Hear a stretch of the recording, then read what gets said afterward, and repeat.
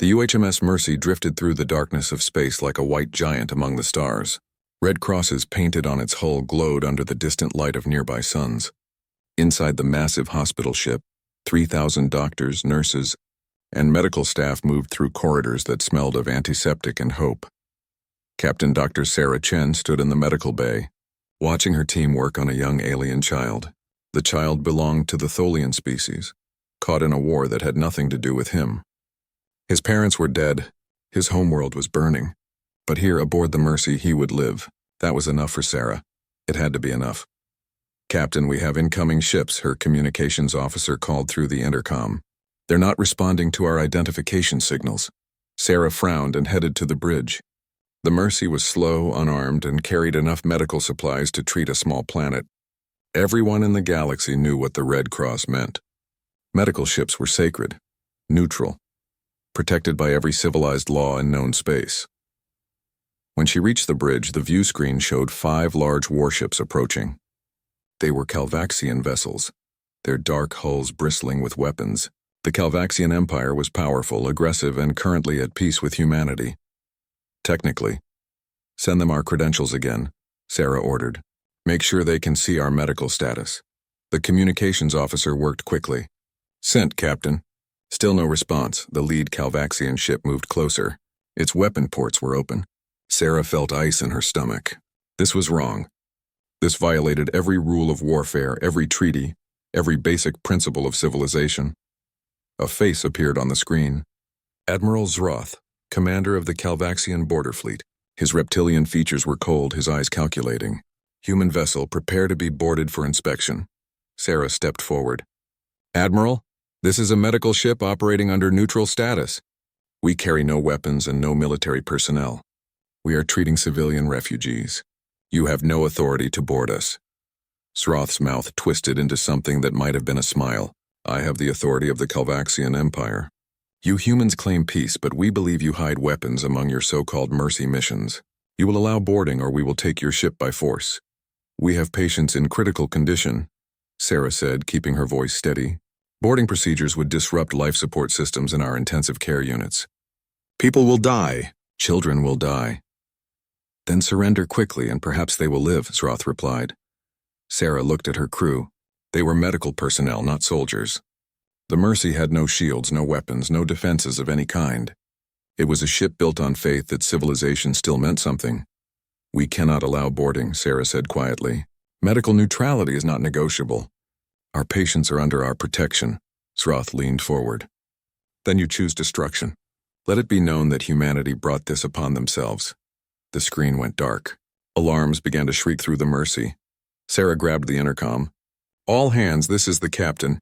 Evacuate to escape pods immediately. Medical staff, stabilize patients for transport. Move now!" The first plasma blast struck the Mercy's port side. The ship shuddered like a wounded animal. Lights flickered. Sarah heard screaming through the walls. Her crew was running, carrying patients, dragging medical equipment, trying to save lives even as death reached for them. Another blast. Then another. The Calvaxian ship surrounded the Mercy and opened fire from all sides. It was not a battle. It was an execution. Sarah ran through the corridors, helping nurses carry an elderly Tholian on a stretcher. The floor buckled beneath them. Fire burst from a wall panel.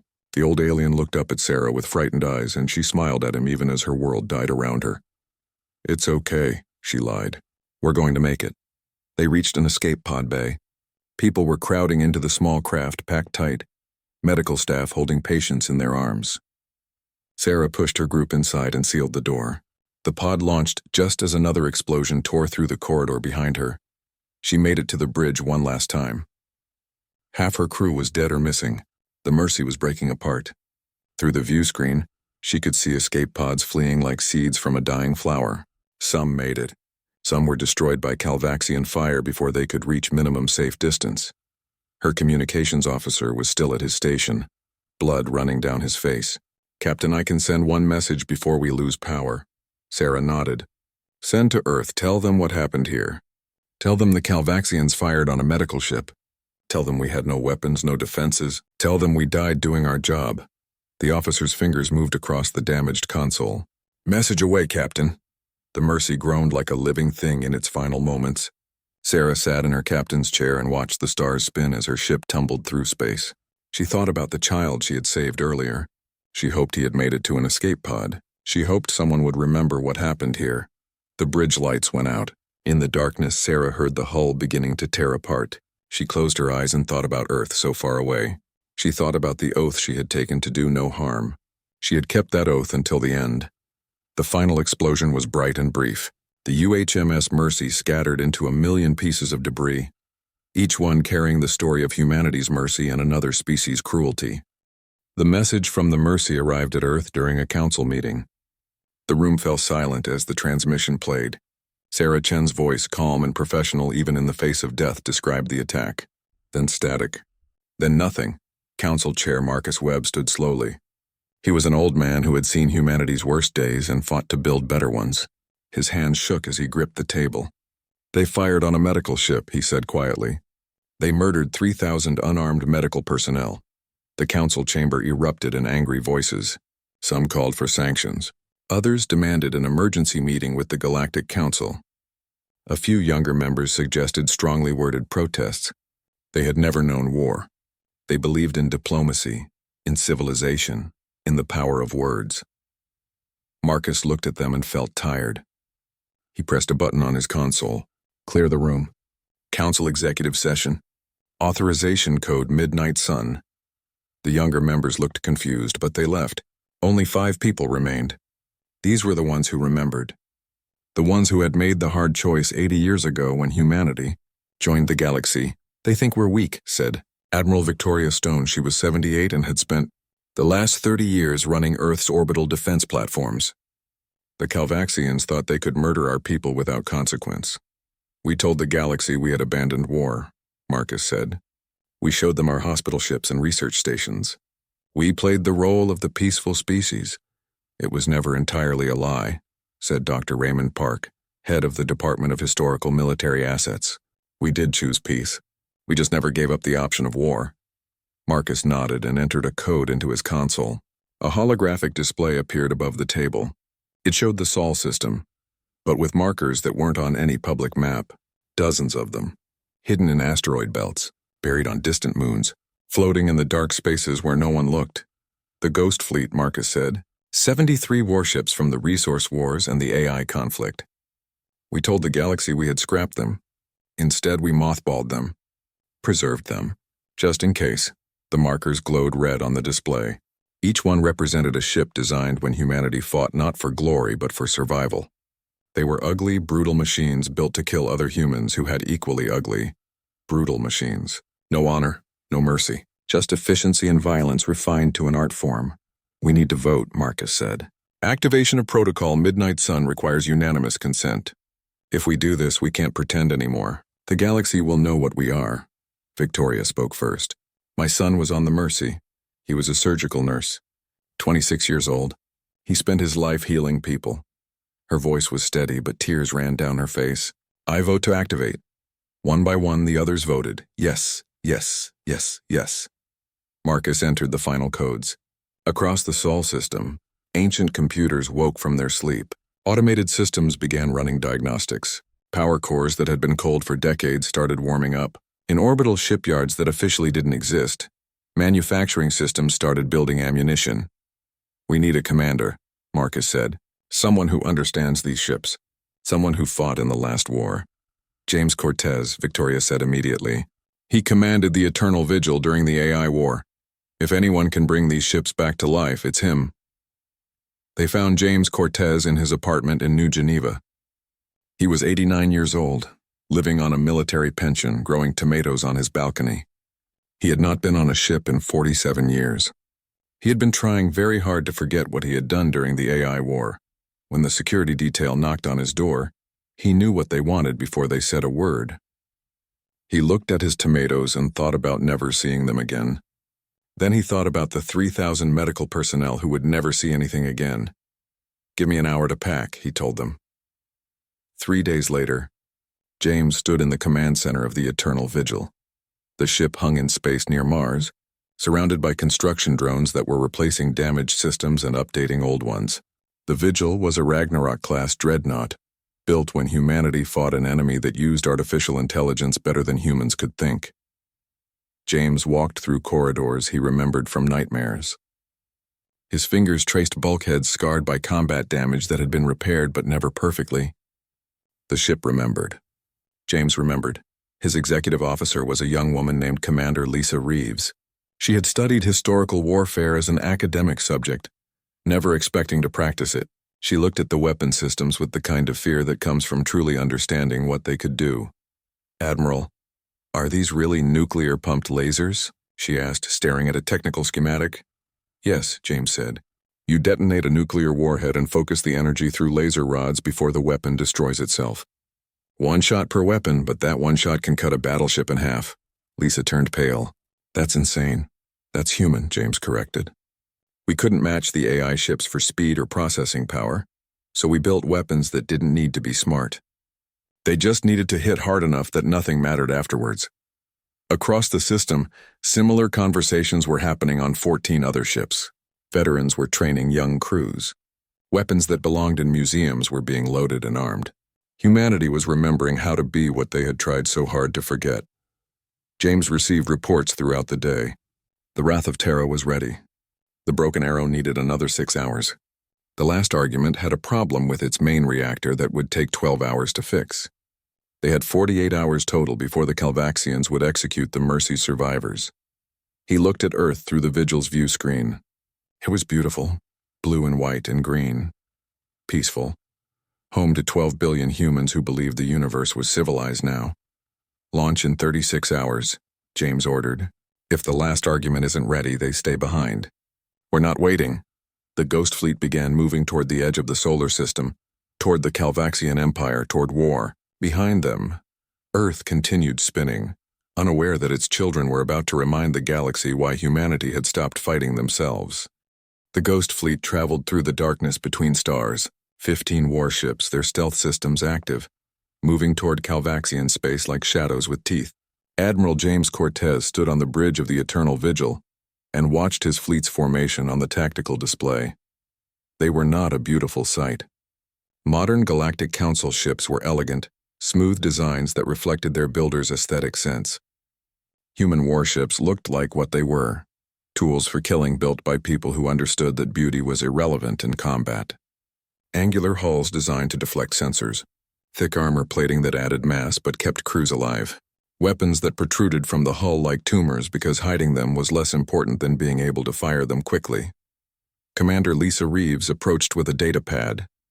"Admiral, we're receiving reports from the crew.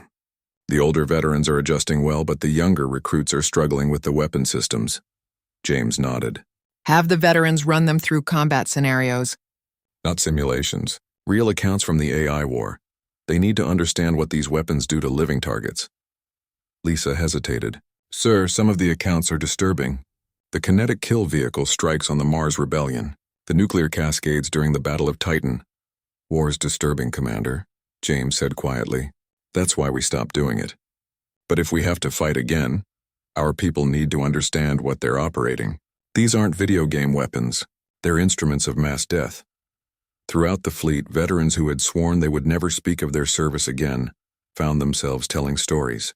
On the Wrath of Terra, a 70-year-old former weapons officer named Chen described how a single railgun volley had destroyed an enemy ship and killed 800 people in the time it took to blink.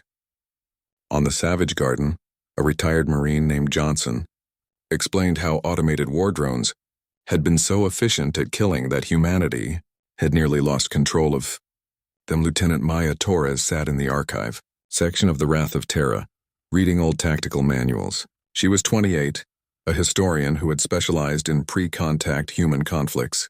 She had thought she understood warfare. Reading these documents, she realized she had understood nothing. One manual made her stop breathing. It was titled Asymmetric Combat Doctrine Against Superior Forces. The summary was simple and terrifying. If the enemy is stronger, faster, and more advanced, you don't try to match them. You make them bleed until they decide the cost is too high. You target their supply lines. You use weapons they're not prepared for. You break every rule of civilized warfare because survival doesn't care about rules. Maya brought the document to her captain. "Sir, I think I understand our strategy. We're not trying to defeat the Calvaxian fleet. We're trying to hurt them badly enough that they give up. Her captain, a veteran named Rodriguez, nodded slowly. That's exactly right, Lieutenant. The Calvaxians have better shields, faster ships, and more experience with modern warfare. But they've never fought an enemy willing to sacrifice everything. They think war has rules. We're going to teach them otherwise. On the third day of the journey, the fleet crossed into Calvaxian space. Immediately, sensors detected them. The stealth systems were good but not perfect against modern scanning technology. Admiral Zroth received the notification with satisfaction. 15 ships, he said, reading the report. The humans send 15 old ships against the might of the Calvaxian Empire. Pathetic. His tactical officer studied the sensor data. Admiral, their ships appear to be outdated by Galactic Council standards. Primitive fusion drives, no energy shields, and heavy physical armor. Their weapons are difficult to identify. Zroth laughed. They're museum pieces. The humans are so desperate they've sent their grandfather's warships to avenge their floating hospital. He opened a communication channel to Calvaxian High Command. Request permission to engage and destroy the human fleet. Let's teach these weak creatures their place in the galaxy. Permission was granted within the hour. Zroth assembled 40 warships, modern Calvaxian vessels with plasma weapons and quantum shields. It would be a massacre. The recordings would be broadcast throughout the Empire as an example. The two fleets met near the edge of the Calvaxian home system. Zroth positioned his ships in a standard battle formation, weapons charged and ready. The human ships approached slowly, their armor plating scarred and ugly against the sleek Calvaxian vessels. James Cortez stood on the bridge of the Eternal Vigil and studied the enemy formation. 40 ships to his 15. Modern weapons against old ones. By every logical calculation, this should be impossible. Open a channel, he ordered. Zroth's face appeared on the screen, smug and confident. Admiral Cortez, I presume. You're too late. The survivors of your medical ship are already in our custody. Surrender now and we'll allow you to retrieve them. Resist and you'll join them in captivity. James looked at the alien admiral with eyes that had seen humanity's worst days. Release our people, Admiral. Last warning. Zroth's laughter echoed through the bridge. Or what, old man? You'll attack me with your antiques? The Galactic Council will hear of this. Humanity will be sanctioned for aggression. The Galactic Council will hear that you fired on a medical ship. James replied calmly. They'll hear that you murdered 3,000 unarmed medical personnel. They'll hear that you took survivors as hostages. What they think of what happens next is irrelevant to me. Zroth's smile faded. Then die, human. The Calvaxian fleet opened fire. Plasma bolts crossed the distance between the fleets, brilliant and deadly. They struck the human ships and splashed against thick armor plating. Damage occurred, but the human vessels kept coming. All ships, James said quietly into the fleet channel. Execute Battle Plan Omega. Time to show them what war really means. The human ships scattered. No formation. No organized retreat. Just 15 warships suddenly moving in 15 different directions. Each one executing maneuvers that would have been suicide for ships with shields, but made sense for ships that relied on armor and speed. The Wrath of Terra dove toward a nearby asteroid field. 3 Calvaxian ships followed, confident in their superior speed. When they entered the field, the Wrath of Terra was waiting with its railguns charged. Tungsten slugs accelerated to 3% of light speed crossed the distance in fractions of a second. The Calvaxian shields, designed to deflect energy weapons, offered no protection against solid matter moving at relativistic speeds. The first Calvaxian ship simply ceased to exist. The second lost its entire forward section. The third managed to turn before a slug punched through its reactor core. Admiral Zroth watched his tactical display in disbelief. 3 ships destroyed in the first 5 minutes of combat. Impossible. The humans had inferior technology. Their ships were decades old. This should have been an easy victory. All ships concentrate fire on individual targets, he ordered. Stop trying to engage them all at once. We have superior numbers. Use them. But the human ships refused to fight like civilized species. They used the local environment like it was part of their fleet. The Savage Garden positioned itself behind a large asteroid and launched something that Calvaxian sensors didn't recognize until too late. Thousands of small objects spread out in a cloud, each one a tiny kinetic drone with basic guidance systems. The drones couldn't do much damage individually, but there were so many of them that they overwhelmed the point defense systems of 2 Calvaxian frigates. Once the defenses were saturated, larger missiles followed. The Iron Testament flew straight at a Calvaxian cruiser, absorbing fire on its thick armor. Damage reports scrolled across its bridge screens, but the ship kept coming. When it was close enough, it launched nuclear-pumped missiles. The Calvaxians shot down most of them, but 3 detonated in sequence, each explosion channeling energy into the next stage. The final detonation released enough radiation that the Calvaxian cruiser's shields collapsed, and its crew died from exposure before they could retreat. "What kind of barbarians are these humans?" Zroth's tactical officer shouted. "They're using nuclear weapons in ship-to-ship combat." "They're using weapons we stopped using 1,000 years ago," Zroth said slowly, realization dawning. "Because we forgot how to defend against them." On the Eternal Vigil, James watched the battle with grim satisfaction. His ships were taking damage. The last argument had lost its main reactor and was running on auxiliary power. The Wrath of Terra had hull breaches on 3 decks, but the Calvaxians were dying faster. "Admiral, the Broken Arrow is requesting permission to release Pandora," Commander Reeves said, her voice tight with fear. James closed his eyes. Pandora, an artificial intelligence system designed during the AI war, created specifically to fight other AIs. It had been imprisoned for 70 years because humanity had been terrified of what they'd built. Pandora didn't just fight battles. It won them with perfect inhuman efficiency. "Denied," James said. "Not yet. We can still do this ourselves," but Zroth was adapting. The Calvaxian admiral regrouped his remaining ships and formed a defensive sphere. Human vessels that came close were hit by concentrated fire from multiple angles. The Savage Garden took a direct hit to its bridge. Communication from the ship went silent. "Zroth is learning," James said. "He's not stupid. He's using his numbers advantage correctly now." He opened a channel to the fleet. "All ships pattern Delta, except that we'll take casualties. Get inside their formation and make every shot count."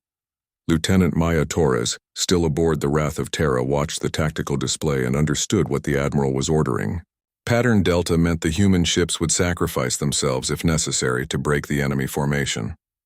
It was a strategy born from the darkest days of the AI war when humanity had to choose between certain death and possible survival. The human ships charged.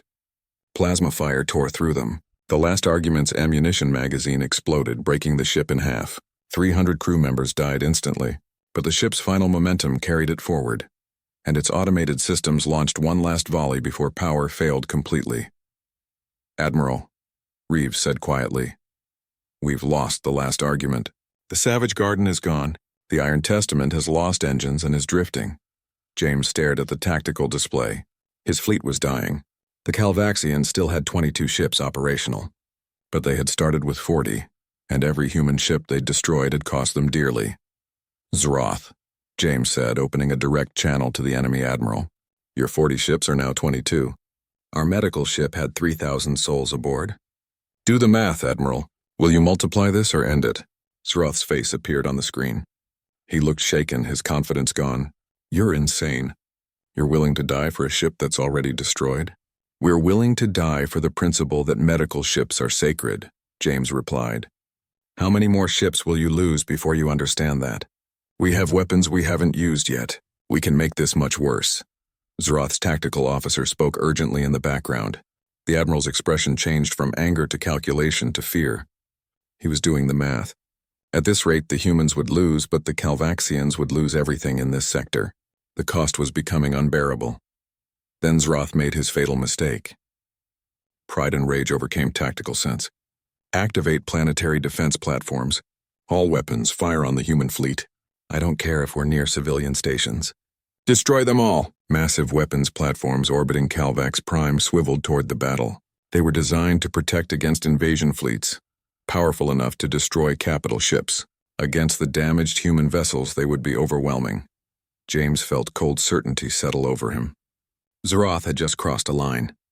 He had prioritized killing humans over protecting his own civilians. He had shown he cared nothing for the rules of warfare. "Broken Arrow," James said into the fleet channel. "Release Pandora. Full authorization code Midnight Sun Omega. Rules of engagement. Minimal civilian casualties, maximum infrastructure damage. Show them what war means." On the Broken Arrow, systems that had been locked for 70 years opened. Pandora woke from its long sleep. The AI didn't speak. It simply began working. Within seconds, Pandora had assessed the tactical situation, calculated trajectories for every ship and weapon in the battle space, identified vulnerabilities in Calvaxian systems, and created a plan. The plan was terrible and perfect. Human ships received navigation instructions that seemed impossible. The Wrath of Terra was ordered to fire its railguns at empty space. The Eternal Vigil was told to position itself where 3 Calvaxian ships could hit it simultaneously. Other ships received equally strange orders. "Trust Pandora," James said to his fleet. "It knows what it's doing." The human ships moved according to Pandora's instructions.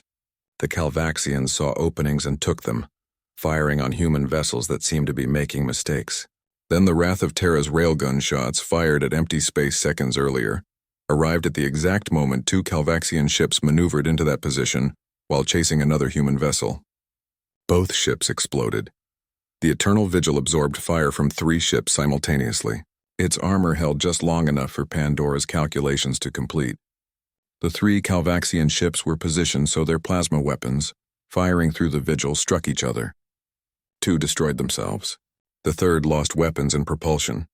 Throughout the battle space, Pandora orchestrated destruction with inhuman precision. It used the Calvaxians' own aggression against them. It calculated angles where their shots would cause collateral damage to their own forces. It identified which ships had the least experienced crews and manipulated them into making fatal errors. In 12 minutes, the remaining Calvaxian fleet was reduced to 8 functional ships. Zroth watched his forces disintegrate and finally understood what he was facing. These weren't just old human ships. This was humanity fighting the way they had fought when survival was not guaranteed, without mercy, without hesitation, with nothing but mathematics and violence. Admiral Zroth's hands shook as he watched his fleet die. 8 ships left from 40. The humans had lost more vessels, but each human ship had taken multiple Calvaxian vessels with it, and now something was coordinating their attacks with impossible precision. "Admiral, we're receiving combat instructions that predict our maneuvers before we make them," his tactical officer reported, voice rising in panic. "Whatever is controlling the human fleet knows what we're going to do." Pandora continued its work. The AI identified the Calvaxian command structure and began targeting it specifically. Ships carrying senior officers were attacked first. Communication relays were destroyed. The Calvaxian fleet began to fragment as lower-ranking officers lost contact with their commanders. But Pandora's true genius was not in what it destroyed, but in what it spared. Civilian stations were marked as no-fire zones. Automated systems calculated trajectories that would avoid collateral damage. When a Calvaxian evacuation transport entered the battle space, Pandora ordered all human ships to cease fire in that sector until it passed. "It's showing mercy," Commander Reeves whispered, watching the AI's decisions. "It's trying not to kill civilians." "It's human-made," James replied. "We built it to win wars, but we also built it to remember why wars should be avoided." Pandora knows the difference between soldiers and children. The final strike was surgical. Pandora identified Calvaxian military command centers on the planet below. It calculated strikes that would destroy the facilities but minimize casualties in surrounding areas. Nuclear missiles launched from the remaining human ships, not as weapons of mass destruction but as precise instruments of infrastructure removal. The missiles struck their targets within seconds of each other. Calvaxian military headquarters, weapons development facilities, and strategic communication centers vanished in brilliant flashes. Civilian areas remained untouched. It was destruction with a scalpel, not a hammer. Zroth stared at his display as his entire command and control network disappeared. He had no contact with his superiors, no way to coordinate his remaining ships, no way to continue the fight. He opened a channel to the human fleet, his voice defeated. "We surrender. The Calvaxian Empire offers immediate ceasefire. The survivors from your medical ship will be released." James nodded slowly. Broken Arrow returned Pandora to containment. "All ships cease fire." He looked at Zroth's image on the screen. "You have 6 hours to release our people. After that, we continue." The Calvaxian High Command, what remained of it, worked frantically. 4 hours later, shuttles carrying the Mercy survivors launched toward the human fleet. Captain Dr. Sarah Chen was among them. She had watched from captivity as the battle unfolded. She had seen what her people were willing to do to bring her home. When she boarded the Eternal Vigil, James met her in the shuttle bay. Sarah looked at the battle-scarred corridors and the exhausted crew members. She saw the cost of her rescue written on their faces. "How many did we lose?" she asked quietly. 3 ships destroyed completely. 2 more will never fly again. 4,200 crew members dead, James replied. "We traded more lives than we saved." Sarah closed her eyes. "I'm so sorry." "Don't be," James said firmly. This wasn't about math. It was about principle. Medical neutrality has to mean something, or civilization means nothing. The human fleet returned to Earth slowly. The damaged ships needed constant attention to keep from breaking apart. The dead were placed in temporary morgue facilities, their bodies preserved for burial at home. The surviving crews were quiet, processing what they had done and seen. Lieutenant Maya Torres sat in the archive section of the Wrath of Terra and wrote her report. She described the battle in detail, including Pandora's performance. At the end, she added a personal note. "We won, but we proved we're still the species we tried to stop being. I don't know if that's good or bad." Earth received the returning fleet with mixed emotions. Joy that the survivors were rescued, horror at the cost, fear about what humanity had revealed to the galaxy. The Galactic Council convened an emergency session 3 days later. The council chamber was full of alien species, all looking at the human delegation with new eyes. Some showed respect. Others showed fear. A few showed anger at being deceived about humanity's military capabilities. James Cortez stood at the speaker's podium. He wore his dress uniform with the medals from the HFY War visible. He looked at the assembled species and spoke clearly. "We hid our weapons because we know what we are. Humanity has killed billions of our own people in our wars. We've fought with nuclear weapons, biological weapons, artificial intelligence, and things we pray you never have to invent. When we look at violence, we don't see glory. We see extinction." He paused, letting that sink in. "We chose medicine, science, and peace because we earned the right to make that choice through oceans of blood. We spent 80 years trying to be better than our history. Then the Calvaxian Empire fired on a medical ship and murdered 3,000 unarmed medical personnel. They violated the most sacred law of warfare." The Calvaxian ambassador stood. "The Calvaxian Empire offers formal apology and reparations. Admiral Zroth has been arrested and will be tried for his crimes. We did not know the humans were capable of such retaliation." "That's the problem," James said softly. "You thought we were weak because we chose peace. You forgot that peace is a choice, not a weakness. We can choose differently." The council debated for hours. Some species wanted sanctions against humanity for maintaining a secret military. Others argued that humanity had every right to self-defense. Eventually, a compromise was reached. Humanity would maintain a small, visible defense fleet of 10 ships. The Ghost Fleet would be officially documented but would remain in reserve. The vote passed narrowly. Humanity was allowed to keep its weapons, but only because they had demonstrated they could use them with restraint. Pandora's precision strikes had shown that humans understood proportional response. Marcus Webb addressed Earth that evening. "Today we showed the galaxy who we are. Not the peaceful species we pretended to be, and not the monsters we used to be. Something in between. We're a species that chooses peace but remembers how to fight. We're a species that builds hospital ships but keeps warships hidden. We're human, with all that implies." The Ghost Fleet returned to its hiding places except for 1 ship. The Eternal Vigil remained in orbit around Earth, visible to anyone with a telescope, a memorial to the dead and a warning to the living. Its weapons were deactivated but maintained. Its crew was minimal but trained. It hung in space like a promise. Humanity hoped for peace but prepared for war. Captain Sarah Chen christened the new UHMS Mercy II 6 months later. The hospital ship was larger than the original, more advanced, and carried emergency defensive systems. The red crosses on its hull were joined by small gray markers listing the names of those who died on the first Mercy. As the new ship prepared for its first mission, Sarah stood on the bridge and looked at Earth through the view screen. Somewhere above her, the Eternal Vigil kept watch. The warship and the hospital ship, together in orbit, represented everything humanity had become. In the Oort cloud, far from Earth, automated systems continued their quiet work. The rest of the Ghost Fleet slept but did not rest. Maintenance drones kept weapons functional. Power cores were monitored. If humanity needed them again, they would wake.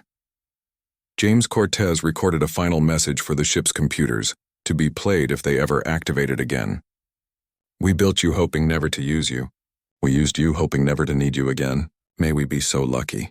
But if you're hearing this, it means we're not lucky. It means humanity is in danger again. So wake up, remember what you are, and remind them what we are. The message was stored in every ship's core system, waiting.